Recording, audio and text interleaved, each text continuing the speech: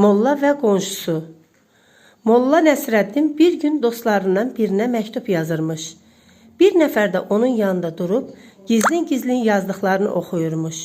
Molla axırda təngi gəlib məktubda yazır ki: Əziz dostum, sənə çox şeylər yazacaqdım, ancaq ədəbsizin biri mənim hər nə yazıramsa onu oxuyur.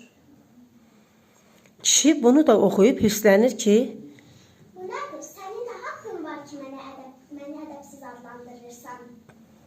Molla deyir: Çünki başqalarının məktubunu oxuyursan. Mən sənin məktubunu nə vaxt oxudum? Molla deyir: Bax, indi ki oxumursan, nə bildim mən sənin haqqında ora nəsə yazmışam.